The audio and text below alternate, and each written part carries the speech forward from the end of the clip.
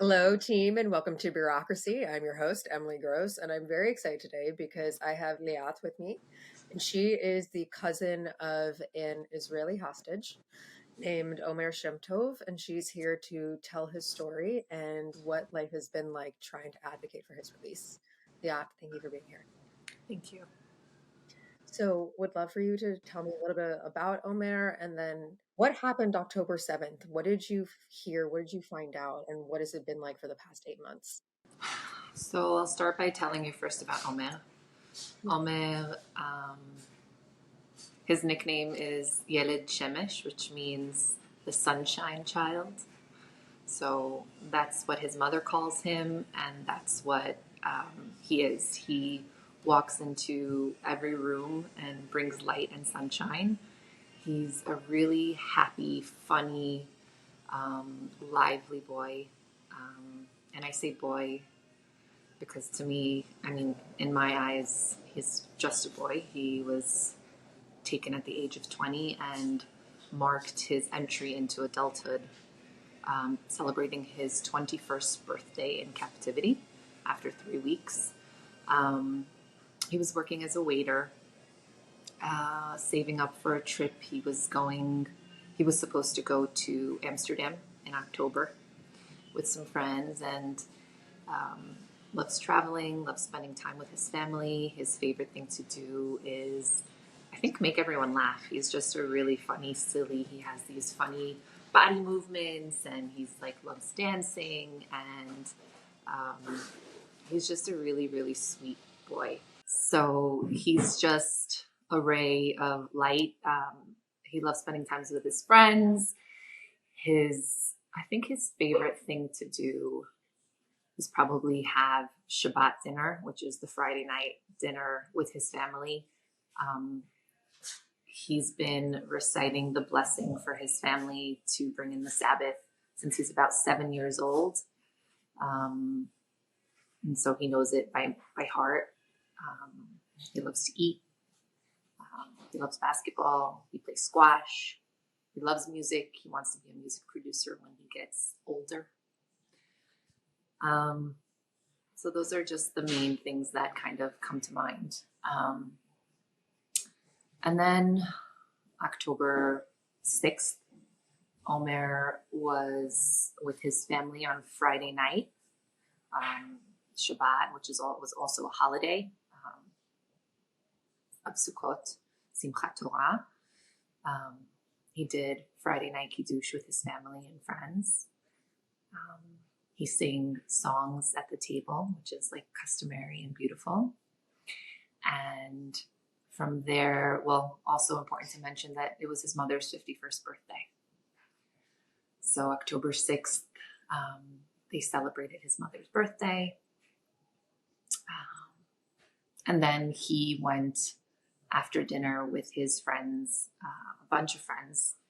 Specifically, I'll mention Maya and Itay Regev, and they'll sort of come into the story a bit later, but he went to meet them along with many other friends at the Nova Festival, which was near Kibbutz Re'im, down south, near the Gaza border. And we have a video of him and him dancing with his friends, and then sunrise, and he's dancing at this like hill, wearing his bright yellow Ronaldo soccer jersey that he calls his lucky shirt. And he was with everyone else, 3,000 innocent people, festival goers who want to celebrate life and love and freedom. 6:29, rocket fire began, which, as an Israeli, pretty insane to say this, but it's sort of like, okay, it's rocket fire. It's sort of normal. And so everyone just, hid where they could. There were no bomb shelters in the Nova Festival because it was an open space.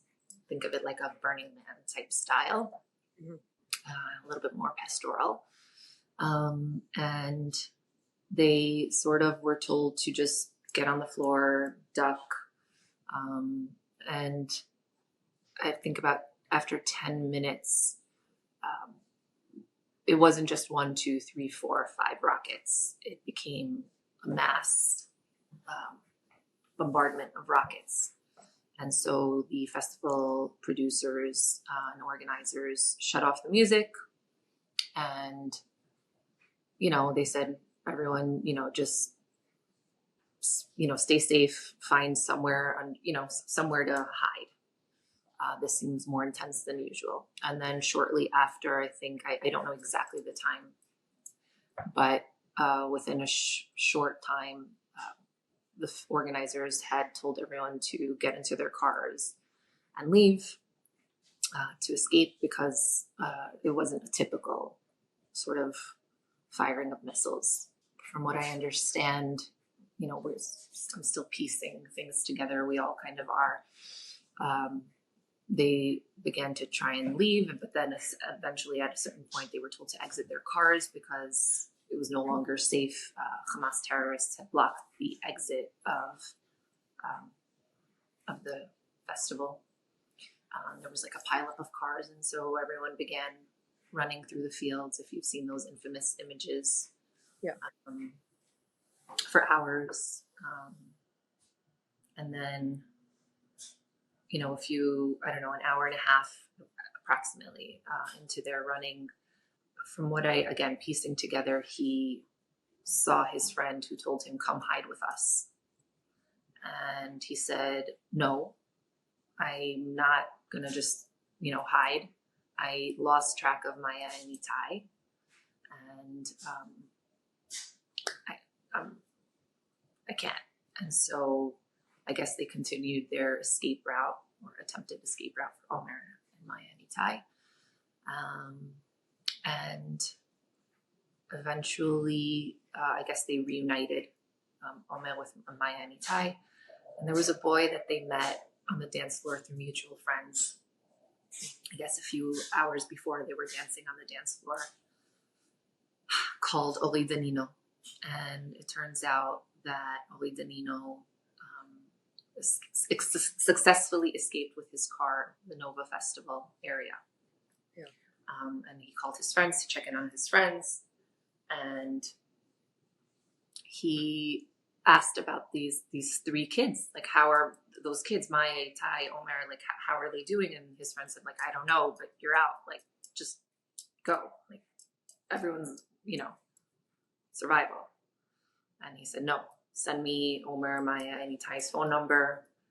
And he got their phone number, called them, asked them to share a live location, share with them. And he drove back into the Nova Festival to pick them up. Wow.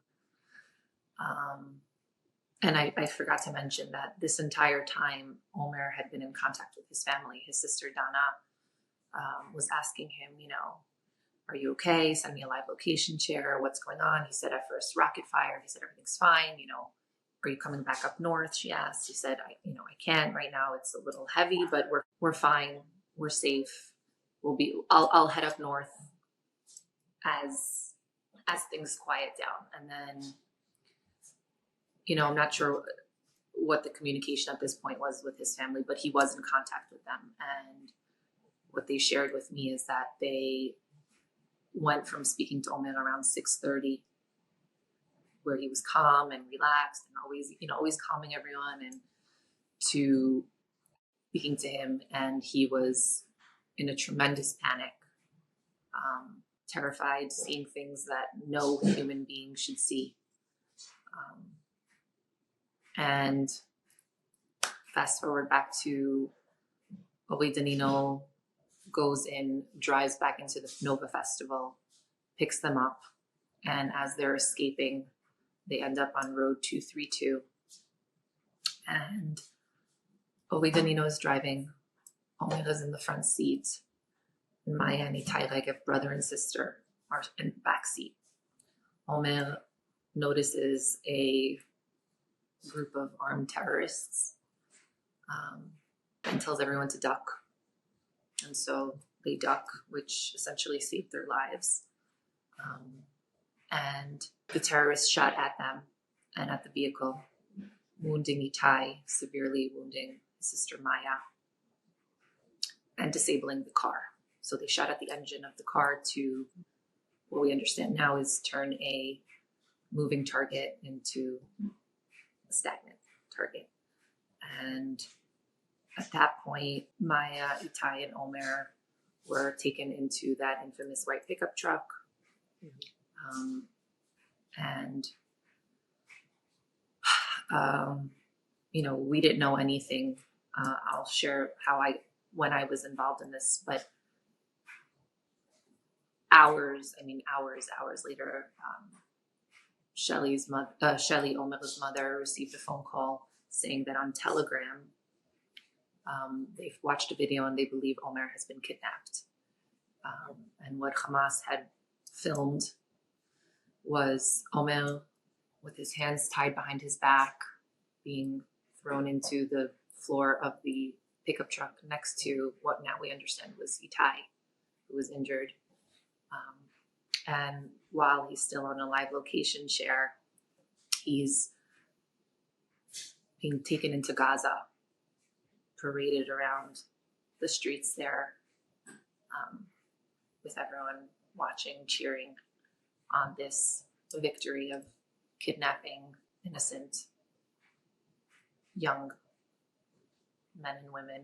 So she gets that phone call, I guess, into the later hours of the evening.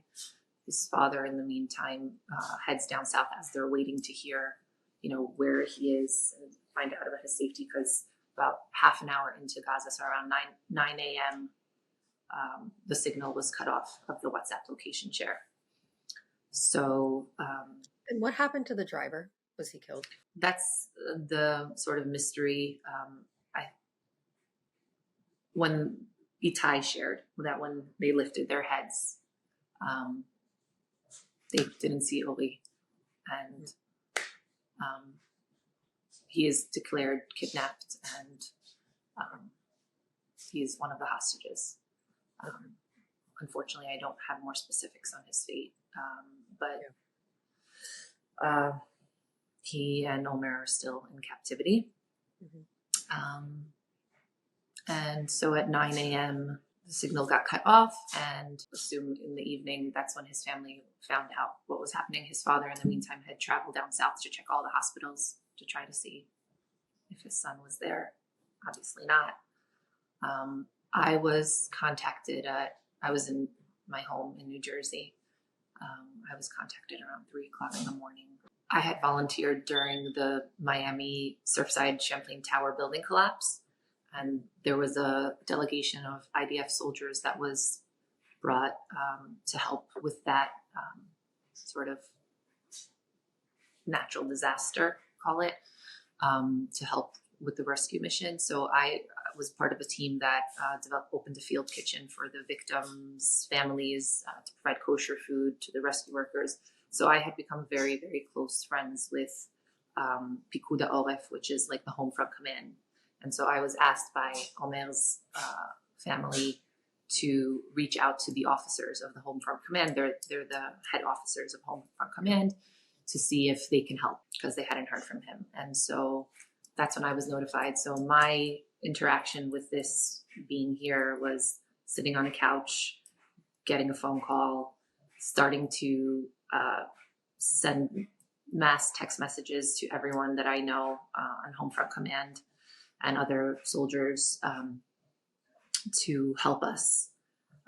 And I was asked to send a picture of what he was wearing and any identifying marks, like scars and tattoos. And at the time, I had no idea what that meant. I was just in robot mode. I was just in action mode. So I got pictures of his tattoos, pictures of what he was wearing, all that stuff, sent it, started posting all over my Instagram feed, WhatsApp, contacting people. And only a few weeks ago did I realize that the reason that they were asking for tattoos and identifying markers is because of the amount of bodies, and also through the Telegram footage. That's actually how they identified. Omer's face was blurred out, and so they identified it by his tattoos and what he was wearing. So I can only imagine the feeling of helplessness of watching that take place and not Yeah, And after a while, when people stopped answering, and Israel was in chaos, I literally just became numb, just yeah, numb in tears. I'm so sorry. It's a heartbreaking thing. Heartbreaking. Yeah, Yeah. But your strength in continuing to share a story is remarkable and so important. thank you. So you mentioned Itay and Maya. For people who don't know, they were released during a hostage deal. They both are okay, although Maya has severe foot injuries. What have you learned about Omer in captivity from Maya and Itay? So, Itai and Omer were held together through their captivity. Itai was released on day 54, I believe, and shared that um, it was obviously horrifying and difficult, and but those things are sort of hard for me to think about. So I'll focus more on the positive things that he shared. He shared that Omer was strong. Um, he shared that Omer was the one who, when Itai was having his difficult breakdown moments because you're in captivity with murderous terrorists, um, would somehow find a way to make a joke or, um, cheer him up, strengthen him. And so Yeah. they were like lifting each other up in those breakdown moments. But Omer was sort of like the voice of calm and hope. And another thing that he shared was that through all the terror and the very minimal food they're given, um, Omer suffers from asthma, and he doesn't have his inhaler. Omer also has celiac disease, and he's in tremendous pain because the food that they're given is very minimal. Mhm. I think it's about like they were sharing a spoon of like white cream cheese, it's like vina levana, and a quarter pita, and I think very very minimal amounts of water. Um, and so Omer is eating something that's leaving him in a tremendous amount of pain, Yeah.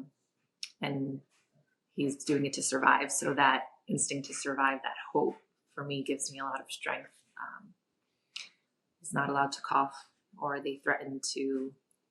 The word is uskut, which is shut up, or and then with that, Mhm. shut up or be killed.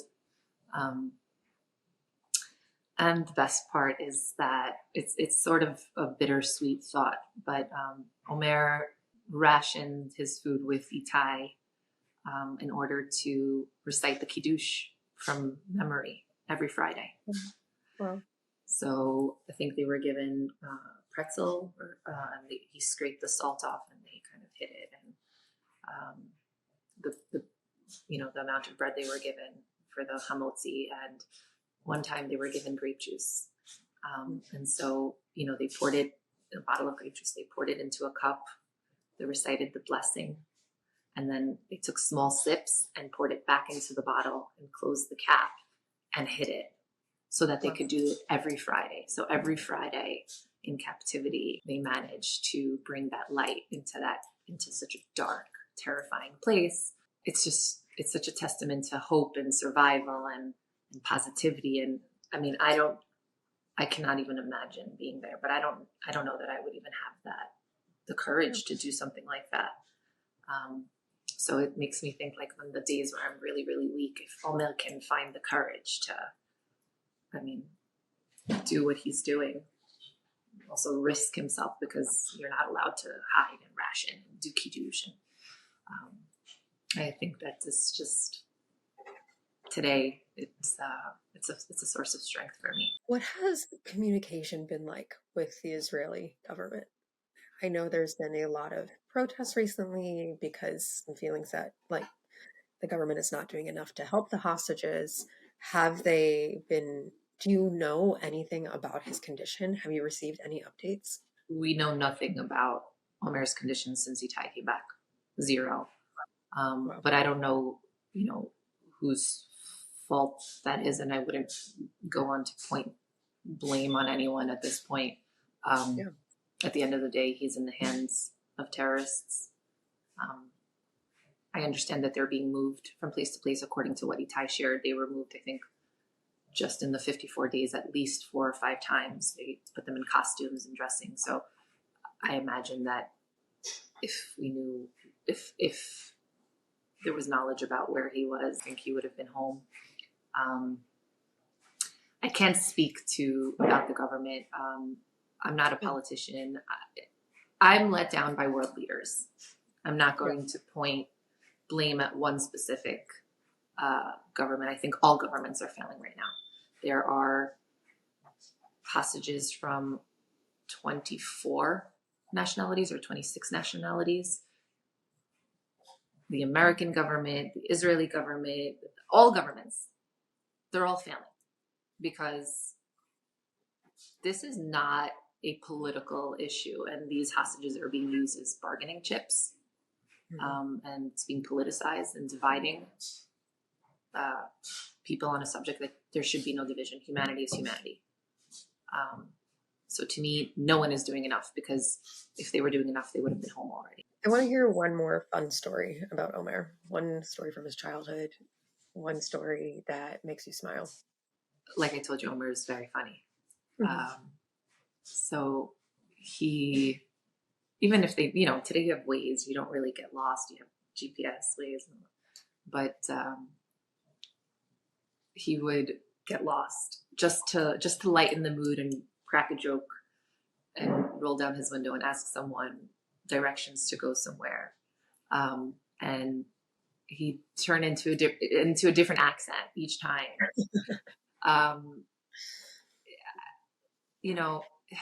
Honestly, if you see the videos of him, it's something that you really just can't explain. It's just, you see it. He's just, he just brings light. I don't have like one specific thing. That was just something that really made me laugh. I see it in myself. We love accents in my house. It's something. So that's just a story that stuck with me.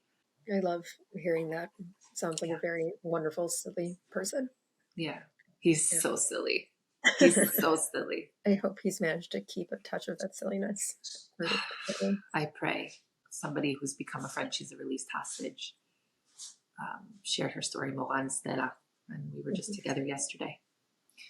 And she shared that one of her survival mechanisms was that she took care of others in captivity. And so I hope, it seems that Omer had that same nurturing aspect to him. So from the stories Itay shared. So I hope he's able to take care of someone else. And also bring his hope to other people who are with him, and that everyone's safe and that they'll be home soon. Yeah. Is there anything else you would like to share? Yes. There's so much I want to share.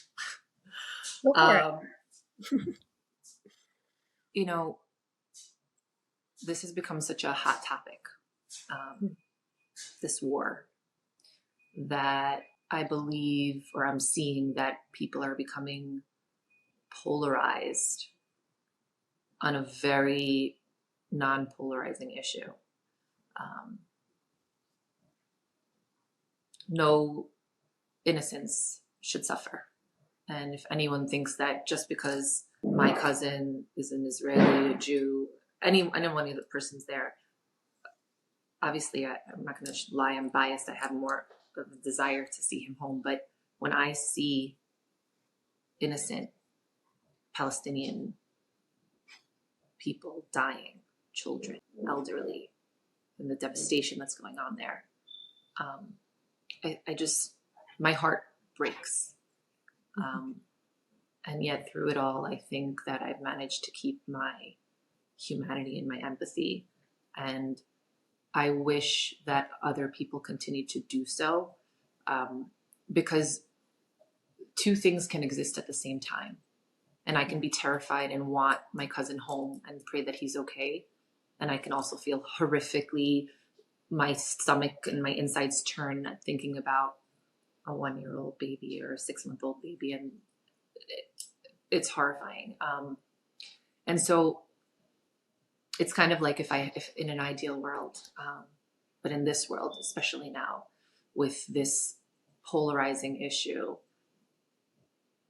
I think we need to stop focusing on the differences and playing the blame game here, because it's not going to bring about a solution.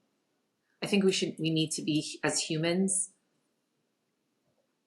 solution focused. How do we end the suffering on the Palestinian sides? How do we end the suffering of the innocent hostages who have been taken? Mhm. We're all human. It could have been me. It could have been you. It could have been your niece, your nephew, your uncle, your father, your grandfather. And really work together to create an open dialogue on how to do that. And I think this blame game that I'm seeing on social media, on campuses, on everywhere, news outlets, what good does it do? It just perpetuates the hate that will get us nowhere. It will just lengthen this pain for the Palestinians and for the innocent hostages. Um, and I think that if people understood the importance of a hostage deal, demanding from your governments and from your locally elected officials, it's not a one-sided thing to release the hostages. It's not like only we win or only I win. This is not a winning game. This is humanity wins, because the hostages will be released. They get to come home safely, and Palestinian innocents will stop suffering, because there will be no bombing. There won't be any more military presence. All these things will diffuse the imminent, the current suffering. And then we can work on this decades old conflict. You're not going to solve a problem that's been existing for so many decades just by what? By using them as token chips. You're using innocent Palestinian suffering to prolong their suffering. You're using innocent hostages to prolong their suffering. If we all bound together to just even just work together to find a solution, instead of to demonize each other, humanize each other, I think that humanity would win. I know humanity would win. And so I wish the world put human life before hate and polarizing humanity. I think that's a beautiful note to end on. Leat, thank you so much for sharing. Thank you so much for your insight. And thank you for being a voice for Omer. Thank you.